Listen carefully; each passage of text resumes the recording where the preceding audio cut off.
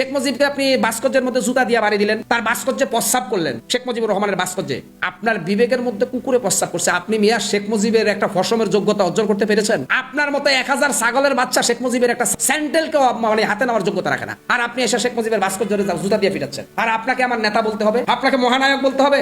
কি বলবো ভাই, বাংলাদেশ এমন একটা দেশ হয়ে গেছে, নতুন নতুন জুকারের আবিষ্কার হচ্ছে এই দেশে। মানে রাজনীতিটা, বাংলাদেশের যে বর্তমান যে রাজনীতি, এটা সেই শেখ মুজিবের আমলের রাজনীতি নেই, 71-এর রাজনীতি নেই। বাংলাদেশের এখন যে রাজনীতি, সেটা 1971-এর কোনো প্রতিচ্ছবি নেই। এখানে রাজনীতি হচ্ছে কি জানেন, একটা ডিজে পার্টি হয়ে গেছে। কি বলবো আপনাকে, কেমন বললে মানুষ আসলে সহজে বুঝতে পারবেন যে বাংলাদেশের বর্তমান রাজনীতিটা একটা হিরো আলম মার্কা রাজনীতি হয়ে গেছে। কারণ হিরো আলম একটা ইতিহাসের বই জানে না, সে আইসা ঢাকা 17 আসনে এমপি প্রার্থী হয়েছে আওয়ামী লীগ সরকার ক্ষমতায় থাকতে। কই এবারে ভালো না, সে আওয়ামী লীগ ক্ষমতা থাকতে হিরো আলম বগুড়ায় সে এমপি হচ্ছে। অথচ আমি কি হিরো আলমের সাথে কম যোগ্য? আমি যত ছাত্র রাজনীতি করেছি, হিরো আলমের সাথে আমার রাজনৈতিক অভিজ্ঞতা 1000 গুণ বেশি। হিরো আলম রাজনীতি তো আমার কাছে একটা পিটার খাওয়া বাচ্চা ভাই, আমি তো মেম্বার হইতেও যাই নাই, কারণ আমরা ভাই এগুলো সম্ভব না, আমি হকারি করে ওইটা নিয়ে আসি। যে জামাত সর্বকালের একটা নিষিদ্ধ দল, সে কিভাবে করে আজকে সংসদে চলে গেল? এবং এনসিপি তারা যদি এই দেশেরই ও সন্তান হতো, আমার তো মানে আশ্চর্য হয় কিভাবে তারা এই দেশের সন্তান। এই দেশের সন্তান হলে মুক্তিযুদ্ধের বিপক্ষে শক্তিকে তারা কিভাবে করে নিয়ে সংসদে ঢুকে এবং সেখানে বসার স্পর্ধা তারা করে কিভাবে? আমার সাদা বনে একটা কালো কালারের প্রশ্ন। আচ্ছা, সেদিন গণভবন থেকে হাসনাত আব্দুল্লাহ বস্তায় করে কি নিয়ে গেছিল? আমার না জানার খুবই ইচ্ছা। আমার মনে হয় আমার মতো আপনাদেরও জানার খুব ইচ্ছা। আপনারা সবাই মিলে সোচ্চার হন, বলুন আমরা কালাপাঠার বস্তার ভিতর কি ছিল, জানতে চাই, জানতে চাই, জানতে চাই। জয় বাংলা স্লোগান দেয়ায় তরুণীকে গ্রেফতারের ঘটনায় সমালোচনা করেছেন বাংলাদেশ মুসলিম লীগের সভাপতি মহসিন রশিদ। ফেসবুক স্ট্যাটাসে তিনি বলেন, জয় বাংলাকে অপরাধ গণ্য করা হলে আমাদের পাকিস্তান জিন্দাবাদে ফিরে যাওয়া উচিত। মহসিন রশিদ বলেন, জয় বাংলা স্লোগান দেওয়ার জন্য পুলিশ কিভাবে একজন তরুণী ও শিশুদের গ্রেফতার করতে পারে তা বুঝতে পারেন না তিনি। তৃতীয় মীর জাফর হিসেবে আবির্ভূত হলেন এই ডক্টর ইউনূস। এই বাংলাদেশে তো আইসিসির পতাকা উড়েছে প্রকাশ্যে, একদিন নয়, দুদিন নয়, দিনের পর দিন। গণতন্ত্রের জনক, আপনার মুক্তিযুদ্ধকে আক্রান্ত করা, মুক্তিযুদ্ধের ইতিহাসকে বিকৃত করা, মুক্তিযোদ্ধাদের আক্রান্ত করা, পশ্চিমা এজেন্ডা বাস্তবায়ন করা। এই ব্যক্তি তো এই ভূখণ্ডের তৃতীয় মীর জাফর। প্রথম মীর জাফর ছিল পলাশির যুদ্ধে, হ্যাঁ, সিরাজউদ্দৌলার সাথে গাদ্দারি করলো, বাংলার মানুষের সাথে, বাংলার, বিহার, উড়িষ্যার সঙ্গে গাদ্দারি করলো। দ্বিতীয় মীর জাফর খন্দকার মোস্তাক। আর তৃতীয় মীর জাফর হিসেবে আবির্ভূত হলেন এই ডক্টর ইউনূস। এবং এই ব্যক্তি মানে কি না করেছে, মানে তারেক ভাই যে বললেন যে পিএইচডি করা হচ্ছে, আমি তার সঙ্গে তার এই কথাকে মানে 100% সমর্থন দিচ্ছি। এবং হবে, আপনি দেখবেন হবে, হবে তো। বাসন্তীর জাল নিয়ে যে কথাবার্তা হয়, এগুলো তো মিথ্যা। মানে 75-এ নাকি বাসন্তীর গায়ে জাল উঠেছিল, লজ্জা নিবারণের কাপড় ছিল না। 74-এ আমি 74-এ দুর্ভিক্ষ হয়েছিল, আমরা সব জানি। 74-এ দুর্ভিক্ষের হওয়ার পিছনে ম্যান মেড কারণগুলো কতটুকু ছিল আর ন্যাচারাল কারণগুলো কতটুকু ছিল, সেটা নিয়েও তো আলোচনা হচ্ছে, দুটোই ছিল। কিন্তু ডক্টর ইউনূসের বাসন্তীর বিষয়ে এখন 50 বছর পরে এসব মানুষ কথা বলছে, গবেষণার জায়গা থেকে তো সত্য বেরিয়ে আসছে। সেম সত্য নেগেটিভলি বেরোবে ডক্টর ইউনূসের ক্ষেত্রে 50 বছর লাগবে না, 50 বছর লাগবে না, আগামী 5 বছর পরেই আপনি জানতে পারবেন, বা 5 বছরের মধ্যে। দুর্নীতির শিরোমণি সে। আওয়ামী লীগের সাবেক নেতা এমপিদের অনেকেই টাকা পাচার করেছে, হাজার হাজার কোটি টাকা পাচার করেছে, সত্য কথা, এবং সেটি 16 বছরে। আর এই ব্যক্তির সময় 1.5 বছরে 18 মাসে তার 10 গুণ পাচার হয়েছে, 10 গুণ। আপনি বলবেন যে কি প্রমাণ, সময় দিবেন, আমি সব বলবো, কোনো সমস্যা নেই। আচ্ছা, মপতন্ত্রের জনক, মুক্তিযুদ্ধকে আক্রান্ত করা হলো, মুক্তিযোদ্ধাদেরকে আক্রান্ত করা হলো, আইসিসি পতাকা উড়েছে না? এই বাংলাদেশে তো আইসিসি পতাকা উড়েছে প্রকাশ্যে, একদিন নয়, দুদিন নয়, দিনের পর দিন। কার এজেন্ডা নিয়ে মানে এসেছিল, কার এজেন্ডা বাস্তবায়ন করেছিল, এটা তো স্পষ্ট। এবং করিডোর, বন্দর ইত্যাদি এসে তো আমরা তো বললাম। অতএব তারেক ভাই যেটি বললো, অবশ্যই গবেষণা প্রয়োজন আছে। উনি হয়তো হাসতে হাসতে বলেছেন, আমি সিরিয়াসলি বলছি যে অবশ্যই এই ব্যক্তির উপরে একসময় গবেষণা হবে। দুর্নীতি, মপতন্ত্রের জনক, আপনার মুক্তিযুদ্ধকে আক্রান্ত করা, মুক্তিযুদ্ধের ইতিহাসকে বিকৃত করা, মুক্তিযোদ্ধাদের আক্রান্ত করা, পশ্চিমা এজেন্ডা বাস্তবায়ন করা, আমাদের বন্দর, আমাদের অর্থনীতি। আচ্ছা, সেই ব্যক্তি নাকি অর্থনীতিবিদ, যদিও তিনি অর্থনীতিতে নোবেল পাননি। কোন ক্যাটাগরির অর্থনীতিবিদ? যেখানে নুরুল কবির ভাই, মানে নিউ এজের সম্পাদক নুরুল কবির ভাই আরও 1 বছর আগে, মানে 6 মাসের মাথায় সম্ভবত 2024-এর ডিসেম্বরে তার একটি ইন্টারভিউ করলেন। সেখানে বললেন যে আচ্ছা, চাঁদাবাজদের কেন রোধ করা যাচ্ছে না, চাঁদাবাজি কেন প্রতিহত করা যাচ্ছে না? উনি বলছেন যে এটা সাদা চোখে দেখা যাচ্ছে, এটা কোনো বিষয় না। আচ্ছা, অর্থনীতি নিয়েও প্রশ্ন করলেন, মূল্যস্ফীতি নিয়ে প্রশ্ন করলেন। এগুলো আমরা ওএসডিতে ট্রাক চাল দিয়ে মূল্যস্ফীতি উনি কমাচ্ছে বা অর্থনীতি নিয়ন্ত্রণ করছে। এই ব্যক্তি কিসের অর্থনীতিবিদ? অর্থনৈতিক বিষয় তার কি গবেষণা আছে আমরা জানি নেই, সম্ভবত ওই ধরনের কোনো গবেষণা তার নেই, কিন্তু তিনি পেয়েছেন খুব বিতর্কিত একটি আপনি ইস্যুতে। সন্দেহ প্রকাশ করছেন কিনা? অবশ্যই সন্দেহ প্রকাশ করছি। আরে তিনি তো মানে তিনি শান্তিতে নোবেল পাওয়ার পরে, গ্রামীণ ব্যাংক ইস্যুতে শান্তিতে নোবেল পাওয়ার পরে তিনি যে অর্থনীতিবিদ, তিনি অর্থনীতির টিচার ছিলেন চট্টগ্রাম বিশ্ববিদ্যালয়ে, এই বিষয়গুলো তো মানুষ পরিচয় হিসেবে তুলে ধরে, তাই না? কিন্তু তিনি অর্থনীতিবিদ হিসেবে অর্থনীতি শাস্ত্রে অথবা বাংলাদেশের অর্থনীতি চ্যাপ্টারে কি ভূমিকা রেখেছেন? মানুষ তো মনে করে, এখন আপনি জিজ্ঞেস করবেন যে হ্যাঁ তিনি তো অর্থনীতি নোবেল পেয়েছেন, আসলে তা না। এবং শান্তিতে কিভাবে তিনি নোবেল পেয়েছেন সেই প্রক্রিয়াগুলো, মানে সেই বিষয়গুলো এখন আমি বীর মুক্তিযোদ্ধা মোহাম্মদ আকমল হোসেন বলছি। আজকের এই দিনে যারা স্বাধীনতা বিরোধী করেছিল, যারা স্বাধীনতা শত্রু, তাদের সামনে রেখে আমাদেরকে সম্বর্ধনা দেবে, এটা কখনো হতে পারে না। এটা আমরা মানবো না, কখনো মানি না, কখনো মানবো না। আমাদের সম্বর্ধনার নামে মুক্তিযোদ্ধাদের অপমানিত করা হচ্ছে। এখন আমরা চাই এখান থেকে জামাত সঙ্গে যত লোক আছে, এমপি সহ সবাই এখান থেকে বেরিয়ে যাক, আমরা সমর্থন নেবো, তাদের সমর্থন নেবো না। তাদের কোনো রেহাই নাই, হত্যা বিচার করুক আর না করুক, এদের কোনো রেহাই আর নাই। ভবিষ্যৎ ইতিহাস এটা রচনা হয়ে গেছে। এটা তো তাদের আত্মস্বীকৃত বহুত ভিডিও আছে, অডিও আছে, ধরে নেওয়ার দরকার নাই। সিরাজগঞ্জের এনায়েতপুর না কোথায় যেন একটা এসে 14 জন না 19 জনকে পোড়াই মারছে। একজন মহিলা কনস্টেবল, সে বলতেছিল যে আমি প্রেগনেন্ট, আমি অন্তঃসত্ত্বা, তাকেও মারছে। এটা কি মানুষ না অমানুষ? অমানুষদের যদি বিচার মানুষের সমাজে না হয়, তাহলে সেই সমাজটা কি শেষ জঙ্গলের না পশুদের? আমরা যদি বেঁচে থাকি দেখতে পারবো 5 তারিখ একমাত্র পুলিশ হত্যা দিবস হিসেবে পালিত হবে। আপনারা এটা লিখে রাখতে পারেন, 5 তারিখ একমাত্র পুলিশ হত্যা দিবস হবে। কোনো রকম কোনো জুলাই সনদ কিছুই হবে না, একমাত্র পুলিশ হত্যা দিবস হিসেবে 5 তারিখ পালিত হবে, কারণ এটা তাদের ম্যাটিকুলাস ডিজাইন ছিল। আমি আওয়ামী লীগ করছি, আমাকে এই প্রশ্ন করলেন, আওয়ামী লীগ তো বেগম জিয়াও করছে, আওয়ামী লীগ মির্জা ফখরুলও করছে, আওয়ামী লীগ এই দেশের 7.5 কোটি মানুষ আওয়ামী লীগ করছেন। আওয়ামী লীগ মানে বাংলাদেশ। আপনি জাতীয় সংঘ থেকে বাংলাদেশের নাম মুছে আসেন, সেখানে দেখবেন বঙ্গবন্ধুর নেতৃত্বে এই বাংলাদেশ পাকিস্তান থেকে 9 মাস যুদ্ধ করে এই একটি স্বাধীন সার্বভৌমত্ব দেশ পাইছে। শেখ হাসিনা কোনো দুর্নীতি করে নাই। শেখ হাসিনা এদেশের মানুষের জন্য অক্লান্ত পরিশ্রম করেছেন। এদেশের মানুষকে কিভাবে বিশ্বের দরবারে উন্নত দেশ হিসেবে প্রতিষ্ঠিত করতে পারবেন বা পরিচিতি দিতে পারবেন, তিনি অক্লান্ত পরিশ্রম করে গেছেন। তিনি কোনো দুর্নীতি করেন না, এটা আমার বিশ্বাস। শেখ হাসিনার বিরুদ্ধে 450+ মামলা হয়েছে, প্রত্যেকটা মামলা হত্যা মামলা। শেখ হাসিনার বিরুদ্ধে এই পর্যন্ত একটা দুর্নীতির মামলা হয়েছে বা কোনো দুর্নীতি করেছেন ডক্টর ইউনূস প্রমাণ করতে পারছেন, বা বর্তমান সরকার শেখ হাসিনা দুর্নীতি করেছে তৎমর্মে কোনো মামলা মোকদ্দমা দায়ের করেছেন? কিন্তু ডক্টর ইউনূস চাইছেন যে শেখ হাসিনার মাটির সাথে মিশিয়ে দিতে চাইছেন। যদি ডক্টর ইউনূস শেখ হাসিনার বিন্দু পরিমাণ দুর্নীতি পাইতেন, আমার বিশ্বাস এটা তামাম বিশ্বে ছড়াই ছিটাই দিতেন। কিন্তু ডক্টর ইউনূস যেহেতু শেখ হাসিনার বিন্দু পরিমাণ দুর্নীতি পান নাই, সুতরাং কেউ পাবে না। শেখ হাসিনা হুকুম দিয়েছেন ছাত্র হত্যা করার জন্য, এটা আমি একমত না। আমি এই হাইকোর্টে অসংখ্য অগণিত মামলা করেছি, আমি এখন পর্যন্ত একটা ছাত্র হত্যা হয়েছে এমন মামলা পাই নাই। ব্যানের ড্রাইভার, অটোর ড্রাইভার, রিক্সার ড্রাইভার, এই ধরনের মানুষ হত্যা হয়েছে। তার ঘটনার রেট দেখাইছেন, একটা মামলা করেছেন একটা প্রায় 4 মাস 5 মাস পরে। এই ধরনের মামলা আমি পেয়েছি, আমি কোনো ছাত্র হত্যা মামলা এখন পর্যন্ত পাই নাই।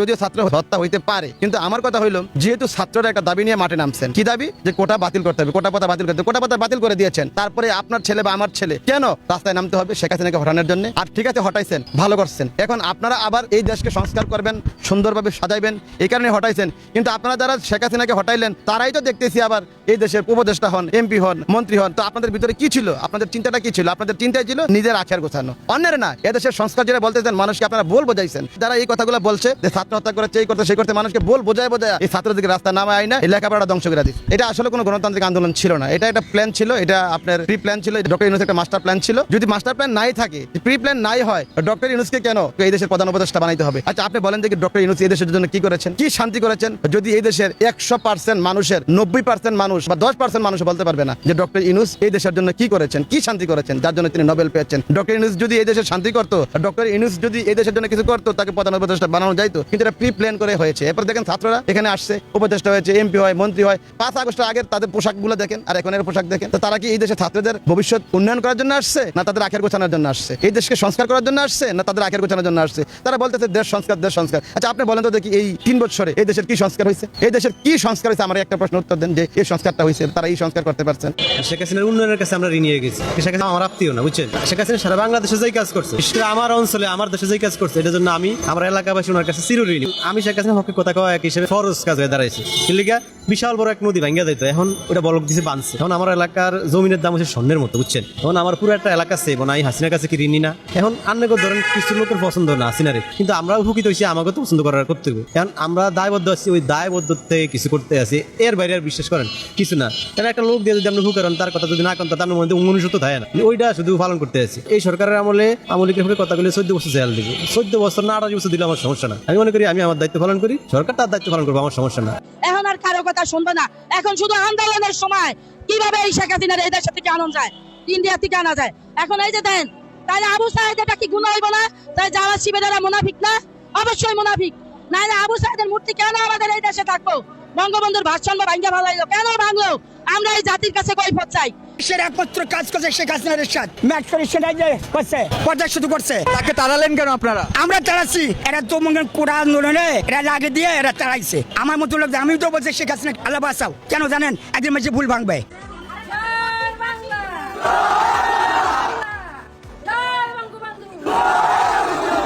আমি আওয়ামী লীগের লোক, আমি হাসিনার লোক। হাত পাও আটটি মাংস সব ভাঙ্গা গুড়া গুড়া করে শেষ করে দিছে। মাথা কয়বার হারাইছে দেখেন, দেখেন মাথাটা হারাইয়া মাথার মগজটি পচালো হয়ে দিছে। কে মারে? থানার গুলা আনসার গুলা দিয়ে করায়, কোনো সুরের বিচার করে না, দালালের বিচার করে না, হেগুলা দিয়ে আমা করে ফাঁসায়, হেগুলা তেন ঘুষ খায়, হেগুলা সাক্ষী দিয়ে আমা করে জেলখানা সাজা দেয়। কারণটা কি?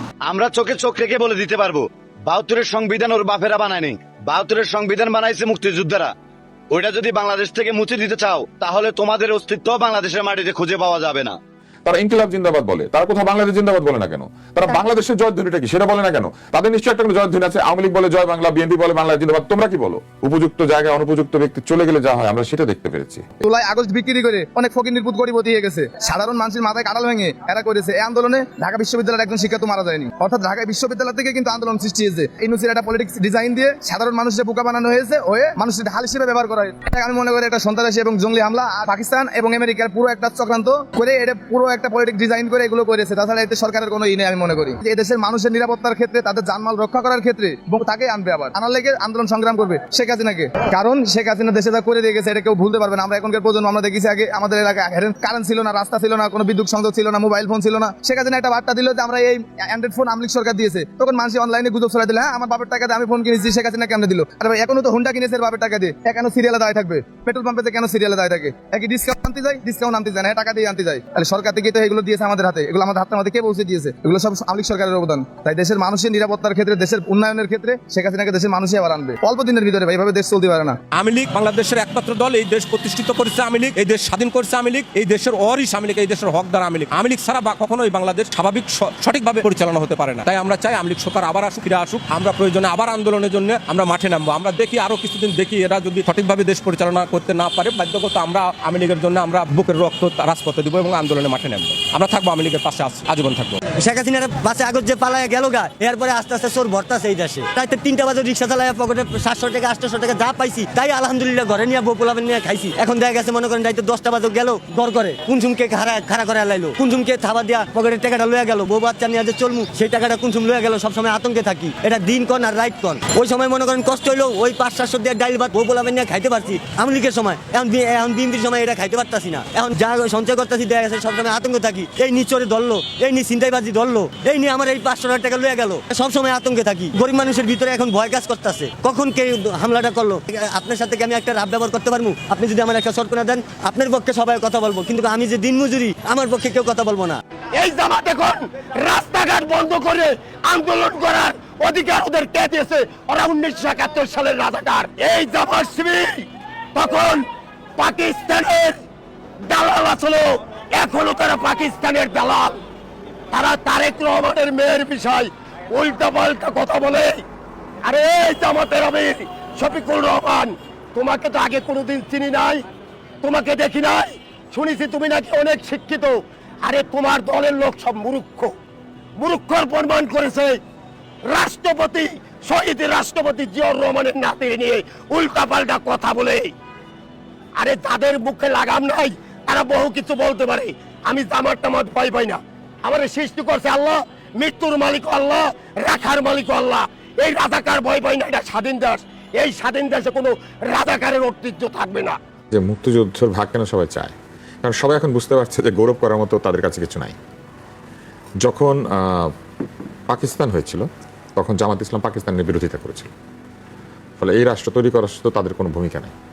যখন বাংলাদেশ হয়েছিল তখনও জামাত ইসলাম বাংলাদেশের বিরোধিতা করেছিল। ফলে বাংলাদেশ তৈরি করাতে তো তাদের কোনো গৌরব নেই। তারা কিন্তু আসলে না তৈরি করেছে পাকিস্তান, না তৈরি করেছে বাংলাদেশ। অর্থাৎ তাদের গৌরব কি? যুদ্ধের সময় তাদের যারা পূর্বপুরুষ বা তাদের যারা পুরনো নেতা এবং যারা কর্মী, তারা যুদ্ধের সময় মুক্তিযোদ্ধাদের সাথে বিরোধিতা করেছিল। এটা কি গৌরবের বিষয়? এটা কি করে গৌরবের বিষয় হবে? বঙ্গবন্ধুর মাথার উপরে ছিল অস্ত্রের ঝঞ্ঝানি, আর নিচে বসে জনসাধারণের কাছে তার সেই যুদ্ধের প্রস্তুতির রণকৌশল তিনি দিয়েছেন। এই 7ই মার্চ বাতিল করবে, আমার মামুর বাড়ির বেসাদ পেয়ে গেছে। কি রে কি? জেনারেল জিয়াউর রহমান তিনি নিজের কণ্ঠে, দ্ব্যর্থহীন কণ্ঠে তিনি সাংবাদিকদের একটি জিজ্ঞাসাবাদে তিনি বলেছেন যে বঙ্গবন্ধু তো মহান নেতা, 7ই মার্চের প্রেরণা ছিল আমার স্বাধীনতার যুদ্ধে ঝাঁপিয়ে পড়ার অন্যতম কারণ। তাহলে আপনি জিয়াউর রহমানকে বাদ করতেছেন, আপনি 9জন সেক্টর কমান্ডারকে বাদ করতেছেন, আপনি আতাল গনি ওসমানীকে বাদ করতেছেন, আপনি হচ্ছে তাজউদ্দিনকে অসম্মান করতেছেন, আপনি নজরুল ইসলামকে অসম্মান করতেছেন, যে হুজুর বাসারি 9ই মার্চের ভাষণে বলছে যে বঙ্গবন্ধু 7ই মার্চের ভাষণের পক্ষে আমি, আপনি সেই 9ই মার্চের সেই হুজুর বাসারিকে আপনি অপমান করতেছেন। তাহলে এটা তো অবশ্যই ইতিহাস বিকৃত। ইতিহাস বিকৃত। আজকে অনেকে বলে কি জানেন, জয় বাংলার পরিবর্তে নাকি জয় পাকিস্তান বলা হয়েছিল। হায়রে নরধম নরপশু এবং কি বলে ওটাকে বর্বরের দল। তৎকালীন সময়ে আসম আব্দুর রব তিনি পরবর্তীতে জাসদ গঠন করে, তার থেকে তো বিরোধিতা বঙ্গবন্ধুর বেশি কেউ করেনি। তিনিই বলেছেন বঙ্গবন্ধুর পায়ের কাছে তিনি বসা ছিলেন এবং যতক্ষণ না পর্যন্ত বঙ্গবন্ধুর স্বাধীনতার ঘোষণা এবং হচ্ছে জয় বাংলা স্লোগান না দিয়েছে ততক্ষণ পর্যন্ত তিনি সেখান থেকে ওঠেন। পরিবর্তন করলেই কোনো জিনিসের পরিবর্তন হয় না। পরিবর্তন কি? পরিবর্তনটা গ্রহণ করছে কেউ গ্রহণ করছে। আপনি দেখেন আজকে টিভি চ্যানেলের একটা পোস্ট দেখেন 7ই মার্চ নিয়ে, সেখানে 20 কের ভিতর 18 কে লাভ রিয়েক্ট করে, তার ভিতর 500 কে হচ্ছে আপনার কেয়ার রিয়েক্ট করে। কি হয়েছে তাতে? হয়েছে নাকি তাতে? পরিবর্তনটা কে গুনায় ধরে? কে ধরে? পাকিস্তান চাপাই দিছিল, পাকিস্তানের রাষ্ট্রভাষা উর্দু চাপাই দিছিল, কেউ গুনায় ধরছে? কেউ গুনায় ধরছে 6 দফারে রাষ্ট্রদ্রোহিতা সামিল দিছিল, বাঙালি গুনায় ধরছে। 69 গণ অভ্যুত্থানের বিরুদ্ধে কুৎসা উঠাইছিল, গুনায় ধরছে। 70 নির্বাচনে বলছিল যে শেখ মুজিবকে ভোট দেওয়া মানে ভারতকে ভোট দেওয়া, ভারতের দালালি করা, কেউ গুনায় ধরছিল? কেউ গুনায় ধরছে? কারণ মানুষ জানে যে ভারতের মতো একটা রাষ্ট্র আর বাংলাদেশের মতো একটা ছোট রাষ্ট্র, বাংলাদেশের 28টা রাষ্ট্রের মতো একটা ভারত, সেখানে ভারতের একটা প্রদেশে যা লাগে তা বাংলাদেশ উৎপাদনও হয় না। মানুষ সুযোগে নেয়, মানুষ এখন সজাগ। পরিবর্তন করলে তাতে কিচ্ছু আয় যায় না। ওই সরকারি বই থেকে পরিবর্তন করুক, তাতে কি মানুষ শুনবে না? এবারের সংগ্রাম আমাদের স্বাধীনতার সংগ্রাম, এবারের সংগ্রাম আমাদের মুক্তির সংগ্রাম। কোন নেতায় বলতে পারছে? এরকম বক্তব্য দিতে পারছে? কোন নেতায় বলতে পারছে সুদৃঢ় এবং সুকৌশলী ভাবে? পারে নাই। পারবে কেমনে? দেশের প্রতি দায়বদ্ধতা থাকতে হয়, জনগণের প্রতি দায়বদ্ধতা থাকতে হয়, স্বাধীনতার প্রতি দায়বদ্ধতা থাকতে হয়। বঙ্গবন্ধু শেখ মুজিবুর রহমানের 7ই মার্চের ভাষণে তিনি গণতন্ত্র, সমাজতন্ত্র, ধর্মনিরপেক্ষতা, জাতীয়তাবাদ এবং এই দেশের মানুষের মুক্তির বীজ বপন করে। সেই ভাষণের ভিতর নিহিত ছিল স্বাধীনতার সেই যুদ্ধের প্রস্তুতি। 26শে মার্চ ঘোষণা হয়ে গেল আর যুদ্ধ হয়ে গেল কেন? একদিনে কি যুদ্ধের প্রস্তুতি হয়েছিল? 7ই মার্চের ভাষণের পর সমগ্র জাতি বুঝে গিয়েছিল যে আমাদেরকে যুদ্ধের ময়দানে নামতে হবে। যুদ্ধের দামামা বাজছে, পাকিস্তানি হানাদার বাহিনীর শেষ সৈন্যটিকে বাংলার মাটি হতে উৎখাত করতে হবে। সেই ম্যান্ডেট নিয়ে সমগ্র বাঙালি জাতি 7ই মার্চে তৎকালীন রেসকোর্স ময়দান, বর্তমান সরদি উদ্যানে নারী, পুরুষ, যুবক, যুবতী, কৃষক যার যার স্থান থেকে ছুটে এসেছিল। কেন ছুটে এসেছিল? যুদ্ধের প্রস্তুতি কিভাবে গ্রহণ করা যায় তা শুনতে। যুদ্ধে প্রস্তুতিতে বঙ্গবন্ধু কি বলেছে? আমি যদি নাও থাকি, আমি যদি হুকুম দেবার নাও পারি, তোমরা তোমাদের সংগ্রাম চালিয়ে যাবে। এখানে বঙ্গবন্ধু কি একেবারে পরিপূর্ণভাবে বলে দিয়েছে যে তার অনুপস্থিতিতে কি করতে হবে? সংগ্রাম করতে হবে। বঙ্গবন্ধু নেই, সংগ্রাম করতে হবে। বঙ্গবন্ধুকে কারাগারের ওই অন্ধকার প্রকোষ্ঠে যদি রাখে, আমরা সংগ্রাম করব। নেতা তো সে যে নেতা জেলে যাওয়ার পর তার আদর্শের উপর ভিত্তি করে যুদ্ধ হয়। আপনি দেখুন নেলসন ম্যান্ডেলা, তিনি জেলে ছিল, তার আদর্শের উপর ভিত্তি করে সংগ্রাম হয়েছে। নেতারা তো কখনো মারা যায় না, নেতা তো থাকে মহিয়ান। এমন জীবন করিবে ঘটন, হাসিলে তুমি কাঁদিবে ভুবন। 7ই মার্চের ভাষণে বঙ্গবন্ধু সমগ্র বাঙালি জাতির কাছে একটা অবিসংবাদিত নেতা। 1952 সালের ভাষা আন্দোলন ছিল বাঙালি জাতির অস্তিত্বের প্রথম সুর। যে অস্তিত্বের সুরে গলা লাগিয়ে বাংলার দামাল ছেলেরা, বাংলার মানুষ 200 বছরের পরাধীনতা, গোলামি, ঔপনিবেশিক এবং জালেমদের বিরুদ্ধে সংগ্রামে আত্মনিয়োগ করেছিল। 1954 সালের প্রাদেশিক নির্বাচন, 1958 সালের প্রাদেশিক নির্বাচন, 1962 সালের শিক্ষা আন্দোলন, 66 6 দফা, 69 গণ অভ্যুত্থান, 70 সাধারণ নির্বাচন। এই নির্বাচনে সমগ্র বাঙালি জাতি বঙ্গবন্ধু তথা আওয়ামী লীগকে সংখ্যাগরিষ্ঠ আসনে তারা রূপায়িত করে। এটা কেন করে? 6 দফা ছিল বাঙালির মুক্তির সনদ। 6 দফার সাথে 70 রিলেটেড, 70-এর সাথে 71 রিলেটেড। এবং 71-এ আমি যদি বিএনপির ভাষায় বলি, বিএনপি বলে জিয়াউর রহমান স্বাধীনতা ঘোষণা দিয়েছে বঙ্গবন্ধুর পক্ষে তিনি স্বাধীনতার ঘোষণা দিয়েছে। জেনারেল জিয়াউর রহমান তিনি নিজের কণ্ঠে, দ্ব্যর্থহীন কণ্ঠে তিনি সাংবাদিকদের একটি জিজ্ঞাসাবাদে তিনি বলেছেন যে বঙ্গবন্ধু তো মহান নেতা, 7ই মার্চের প্রেরণা ছিল আমার স্বাধীনতার যুদ্ধে ঝাঁপিয়ে পড়ার অন্যতম কারণ। তাহলে আপনি জিয়াউর রহমানকে বাদ করতেছেন, আপনি 9 সেক্টর কমান্ডারকে বাদ করতেছেন, আপনি আতাল গনি ওসমানীকে বাদ করতেছেন, আপনি হচ্ছে তাজউদ্দিনকে অসম্মান করতেছেন, আপনি নজরুল ইসলামকে অসম্মান করতেছেন, যে হুজুর বাসারি 9 মার্চের ভাষণে বলছে যে বঙ্গবন্ধু 7ই মার্চের ভাষণের পক্ষে আমি, আপনি সেই 9 মার্চের সেই হুজুর বাসারিকে আপনি অপমান করতেছেন। তাহলে এটা তো অবশ্যই ইতিহাস বিকৃত। ইতিহাস বিকৃত। আজকে অনেকে বলে কি জানেন, জয় বাংলার পরিবর্তে নাকি জয় পাকিস্তান বলা হয়েছিল। হায়রে নরধম নরপশু এবং কি বলে ওটাকে বর্বরের দল।